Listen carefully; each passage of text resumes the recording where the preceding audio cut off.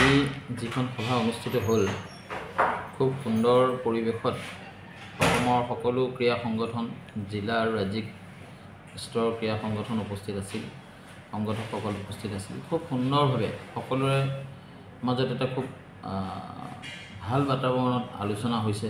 Academy বনাব লাগে আৰু সকলোৰে মতামত আৰু সবেই পৰামৰ্শ দাঙি ধৰিছে। সকলোৰে পৰামৰ্শ আৰু মতামত লৈ আমি অনাগত সময়ত আমি অসমৰ ক্ৰীড়া ক্ষেত্ৰখনক আগুৱাই নিবলৈ চেষ্টা কৰিম।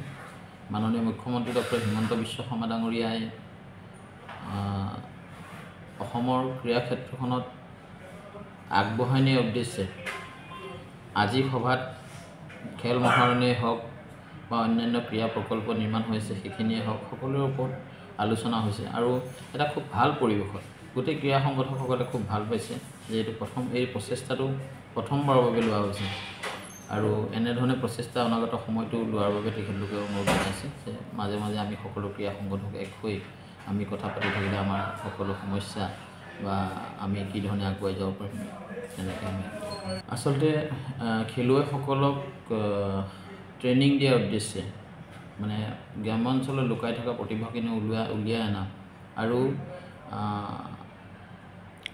ট্ৰেইনিঙৰ জৰিয়তে আমি তেওঁলোকক আগবঢ়াব লাগিব।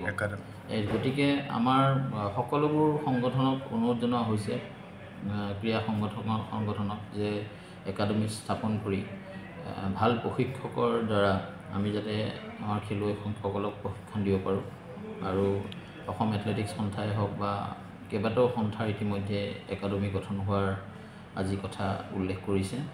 গতিকে অনাগত সময়ত আমাৰ এই একাডেমিৰ জৰিয়তে আমি আমাৰ খেলুৱৈসকলক প্ৰশিক্ষিত কৰি আমি ৰাষ্ট্ৰীয় তথা আন্তঃৰাষ্ট্ৰীয় পৰ্যায়লৈ নিবলৈ সক্ষম হওঁ। আজি যিখিনি পৰামৰ্শ দিছে সকলো পৰামৰ্শ আমাৰ লিপিবদ্ধ কৰা হৈছে। যিখিনি ক্ৰীড়া সংগঠকে আজি নন্দিতা গাৰ্লছা ডাঙৰীয়ানী ক্ৰীড়ামন্ত্ৰী ডাঙৰীয়ানীৰ উপস্থিতিত যিখিনি পৰামৰ্শ আগবঢ়াইছে সেই পৰামৰ্শখিনি আমি লিপিবদ্ধ কৰিছোঁ আৰু অনাগত সময়ত আমাৰ SLAC চেয়াৰপাৰ্চন নন্দিতা গাৰ্লছা ডাঙৰীয়ানীয়ে মাননীয় মুখ্যমন্ত্ৰী ডক্টৰ হিমন্ত বিশ্ব শৰ্মা ডাঙৰীয়াৰ